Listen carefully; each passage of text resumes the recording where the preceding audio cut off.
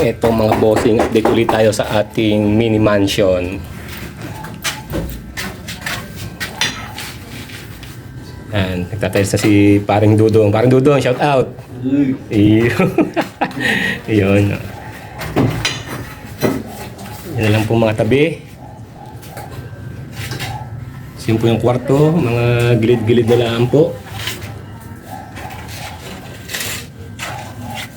Ito na po yung update. Konting-kaunti na lang, mga bossing. Hindi tayo makapunta doon sa loob ng kwarto. At medyo hindi pa yan matigas-tigas.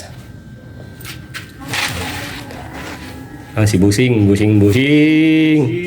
Siya na po yung nagkabit ng tiles natin. Bayan na yun. Sumabit na yun. Yung pala ko. Aba, yung tak-tak. Ayun na ito. Nakabalandra.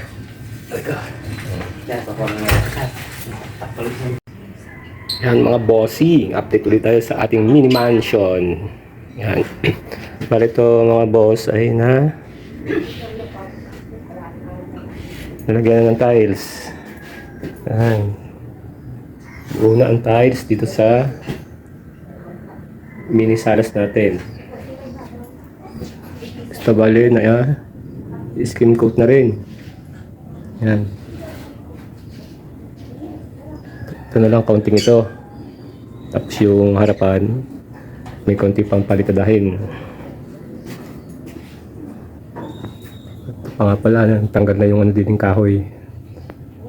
Siguro ay babalatan na rin yan. Dito tayo sa kwarto naman. Ito na skim coat na rin. Yan. Buo na rin ang tiles. Ito pa pala itong ating bintana. Ito medyo angat. Kailangan ito na i-adjust dahil mahuhulog itong ating jealousy. Ayos na. Yan.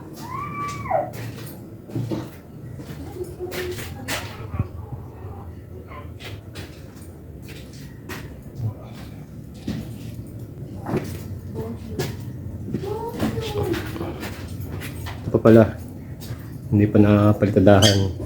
Konting yan, pero kakaunti yan naman. So yung ating yero, mapalitan na rin natin.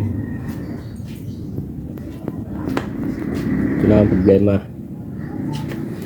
may mga tambak kasi doon, kaya dito na baha, hindi makadaloy doon ng tubig.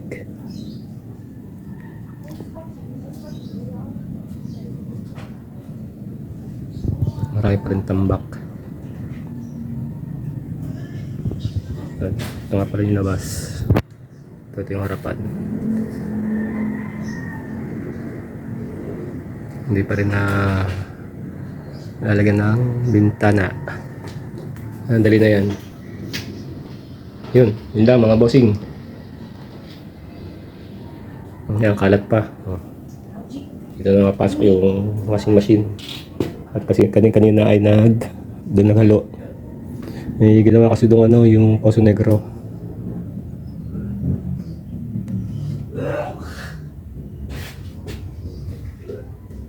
Malinis na. Yun lang.